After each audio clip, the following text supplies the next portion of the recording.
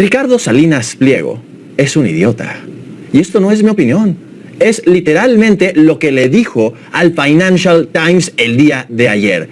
I am an idiot. Y yo, por primera vez, estoy de acuerdo con el señor Ricardo Salinas Pliego.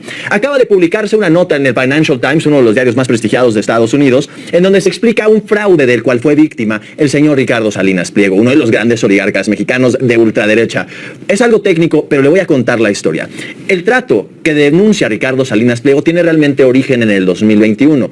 El señor Salinas Pliego estaba buscando hacerse como pudiera, a través de una serie de mecanismos financieros, $400 millones. Es un recontramadral de dinero, indimensionable. $400 millones. ¿Y todo para qué? Para invertir en infraestructura mexicana, apostarle al talento mexicano, nada de eso. $400 millones para especular con el Bitcoin. El gran fanatismo de Ricardo Salinas Pliego para comprar más y más Bitcoin. Bueno, para obtener este efectivo, porque Ricardo Salinas Pliego no tiene $400 millones en efectivo, vale más que eso el valor de todos los activos que tiene, pero necesitan los ricos a veces hacerse de liquidez. Él le pidió un préstamo a un banco y para ello dejó como garantía, si no pago, pues ustedes se quedan con acciones de Grupo Electra. Eso era la garantía que estaba dejando. La persona que le da el préstamo a Ricardo Salinas Pliego es una empresa que se llama, una persona moral, pues, Astor Capital. Y tenía una fachada de pura falsedad. Se vendían como la crema de la crema. Una firma que se presentaba como que estaban vinculados históricamente a la familia millonaria Astor. Y el CEO supuesto, un tipo llamado Thomas Astor Mellon, resultó ser en realidad otra persona. Un hombre que lleva por nombre Alexei Shakhanov. Y es un tipo que tiene una serie de antecedentes penales graves. El esquema del fraude fue el siguiente, de cómo le robaron dinero a Ricardo Salinas Pliego. El préstamo se estructuró como un crédito lombardo, o sea, un préstamo con garantía de valores. Es esto que les estaba explicando. Si no pago, ustedes se quedan con mis acciones. Y tengo garantías de que voy a pagar, pues yo me siento muy cómodo, nada más es una cuestión de flujo de efectivo. Les voy a pagar y después me regresan mis acciones. Sin embargo, en lugar de custodiar las acciones de Electra, los prestamistas se las tenían que quedar y esperar a ver cuándo Ricardo Salinas Pliego les iba pagando y se las iban devolviendo. Ellos de inmediato lo que decidieron hacer fue vender las acciones para financiar el préstamo mismo y se quedaron con la diferencia. Entonces Ricardo Salinas Pliego les da $400 millones en acciones de Electra y él recibe $150 millones.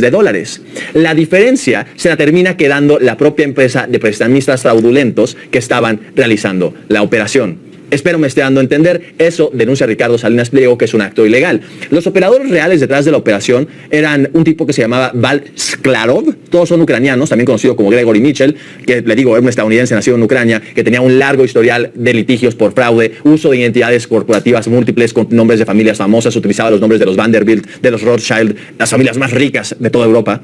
Y después, cuando el esquema sale a la luz, cuando los mercados se dan cuenta de que Ricardo Salinas Pliego es un idiota, que terminó perdiendo dinero, resulta que las acciones de Electra se desploman y tuvieron que ser suspendidas del mercado de valores. Salinas sostiene que le tomó 3 años lograr comprender, que entrara en su cabeza que ya no tenía las acciones, que no existían, que las habían vendido, que había sido víctima de un fraude. Sklarov se defiende de la siguiente manera. El prestamista lo que dice es no hubo ningún fraude, que más bien Ricardo Salinas Pliego no leyó lo que firmó, que sus abogados nunca se dieron cuenta, pero que habían cláusulas de rehipotecación, las cuales, según el prestamista, le daban el permiso jurídico legal para disponer de las acciones, venderlas cuando él quisiera. Lo que dice, en otras palabras, es que eso no es culpa de él, que no hizo nada ilegal, que más bien Ricardo Salinas Pliego no leyó el maldito contrato. Todo sigue en litigio y no queda claro qué fue exactamente lo que sucedió. Pero bueno, Salinas Pliego además ha empezado una guerra de espionaje en donde contrató una agencia de ex miembros de la inteligencia israelí, Black Club se llama, donde supuestamente grabó a los abogados de Astor. El juez ya recibió esa evidencia y la calificó como una táctica poco ética, pero admitió la evidencia. El proceso legal todavía continúa, no hay sentencia y está situado en Londres, en Reino Unido. Las investigaciones estiman que las ventas de acciones de Grupo Electra generaron unos $420 millones. De esos 420, que otra vez es una cantidad que no logramos dimensionar, nunca van a haber 400 millones ni ustedes ni yo en nuestra vida en efectivo. Bueno, de esos $200 millones habrían terminado en manos de los fraudulentos, de Sklarov y de sus socios. Como el proceso de esta investigación es bastante extenso, pues el periodista que la publica entrevistó a Ricardo Salinas Pliego en una entrevista que no está grabada, pero que naturalmente es una entrevista oficial, on the record, es realmente como se termina de explicar en términos técnicos, periodísticos la entrevista. Y Salinas Pliego se lo confesó, pone una frase textual el periodista de Ricardo Salinas Pliego cuando explica por qué es que fue víctima de este fraude. Y se lo dice directamente: soy un idiota. Así se describe a sí mismo el señor Salinas Pliego. I am an idiot. Se ve muy difícil, está muy complicado la realidad que Salinas Pliego. Aquí está, de hecho, el multimillonario amante de las criptomonedas y el fraude perfecto de los 400 millones de dólares. Los propios cheques de Salinas Pliego parecen no haber sido más robustos. Soy un idiota, dice Salinas Pliego, porque cómo es que no hice la diligencia debida y mi equipo no hizo la diligencia debida completa. Éramos descuidados y, por supuesto, ahora estamos pagando el precio. Por primera vez en mi vida, voy a decir en esta, por primera vez en mi vida, y creo que la única vez en mi vida, señor Salinas Pliego, usted tiene toda la razón, en efecto, es un idiota. Se ve muy difícil, está complejísimo. Salinas Pliego muy probablemente nunca va a poder recuperar el dinero o las acciones. Aún si la corte falla a su favor, pues simplemente se van a escapar a otro país. Son 400 millones de dólares lo que están en juego. 400 millones de dólares te da suficiente riqueza como para que tus tataranietos vivan una vida de gloria. Te escapas a una isla en el Pacífico y listo, nunca va a recuperar el dinero, nunca va a recuperar sus acciones. Pero me voy a sincerar con ustedes. A mí, a Julián Mazoy, un hombre humanista, católico, que amo a todo el mundo, amo a las personas, a mí no me gusta ver a los idiotas sufrir. Yo me solidarizo con los idiotas. No es culpa de Ricardo Salinas Pliego que sea un idiota. Muy probablemente, quizás, y es culpa de su mamá o de su papá, a lo mejor y lo tiraron de chiquito, a lo mejor y es culpa de todos nosotros. Hemos construido un mundo, un país en donde los idiotas pueden triunfar, en donde hay muchísimos idiotas. No es culpa de Ricardo Salinas Pliego, así que va de nuevo, de corazón. Querido Ricardo, yo me solidarizo contigo. Pobre Ricardo Salinas Pliego, el idiota. Otra vez, en sus palabras, no en las mías.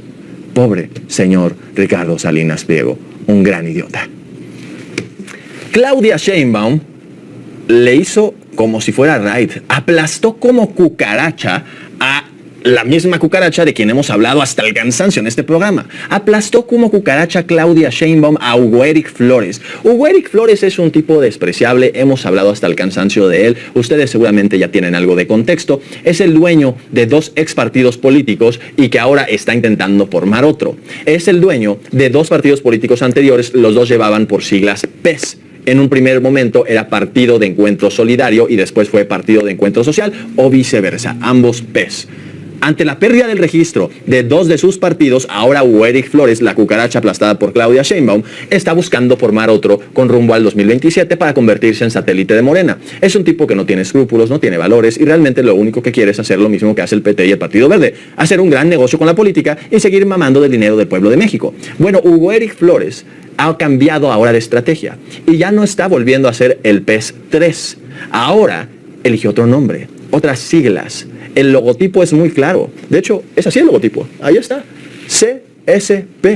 Las siglas de la presidenta Claudia Sheinbaum Pardo. Yo ya hace algunos meses le había preguntado a la presidenta muy directamente, señora presidenta, ¿usted tiene algo que ver con ese nuevo partido que se llama técnicamente Construyendo Solidaridad y Paz? Pero le van diciendo a la gente de pueblo en pueblo, de plaza en plaza, asamblea en asamblea, que significa construyendo el segundo piso, o en el peor de los casos, que significa Claudia Sheinbaum Pardo. Y la presidenta me dijo que no y que ella condenaba cualquier uso de sus siglas. Volvió el tema a la esfera pública. Tengo que decir que me escribieron varios políticos para casi amenazarme de por qué estaba yo preguntando eso cuando lo pregunté.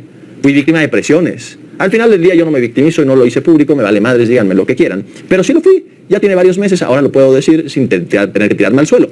Bueno, la presidenta Claudia Sheinbaum fue vuelta a ser cuestionada al respecto de ello, porque ayer anunció que la Consejería Jurídica y Presidencia de la República interpondría un recurso ante las autoridades correspondientes, imagino que el Tribunal Electoral del Poder Judicial de la Federación, para evitar este acto grotesco de política, de que alguien esté usurpando su nombre, sus siglas, para intentar ganar un par de votos y que después vuelvan a perder el registro, porque Hugo Eric Flores, si es algo, es un fracasado electoral que no ha ganado nunca una sola elección, ni ha tenido un solo momento donde ha logrado construir un partido político sólido. Siempre pierde el registro. Bueno, al respecto de esto fue cuestionado la presidenta. ¿Por qué motivo es que interpone esta demanda o denuncia ante el Tribunal Electoral por el uso de sus siglas? ¿Y qué mensaje le manda la cucaracha a Hugo Eric Flores? Y la presidenta respondió de esta manera. El INE el día de ayer rechazó imponer medidas cautelares que solicitó la Consejería Jurídica de la Presidencia de la República en contra de esta organización que quiere ser partido político de Hugo Eric Flores, que lleva las siglas CSP. ¿Qué postura tiene y qué mensaje le mandaría a Hugo Eric Flores? Bueno, es que, o sea, como que una organización lleva las siglas de la presidenta, ¿no? Entonces, por eso, pues presentó la Consejería esta solicitud. Pues vamos a ver ahora en el tribunal, ¿no? Ok, finalmente, imagínense que mis siglas no son tan conocidas, ¿no? Pero imagínense que un partido político se llamara AMLO, pues como CSP, ¿no? O sea, como que no se puede usar el nombre de una persona. ¿Usará entonces la Consejería Jurídica las vías legales que se puedan para evitar que se usen estas siglas? Sí. Es que eso se le hace a las cucarachas. Hay quien dice que no, que hay que agarrarlas, meterlas en una cajita y después sacarlas al jardín, a la calle y darles libertad. No, las cucarachas aplastan. Y eso hizo la presidenta Claudia Sheinbaum, una mujer de convicción de principios y valores, con Hugo Eric Flores y con su partido CSP, que busca usurpar el nombre de la comandante suprema de las Fuerzas Armadas, la mujer más popular de toda la República Mexicana, para ganar unos míseros votos, para hacer negocio, para hacer dinero. Las cucarachas se aplastan. Gracias, Claudia Sheinbaum, por no ser como estos progres que quieren agarrarlas y echarlas nada más al jardín. Gracias por aplastar a Hugo Eric Flores.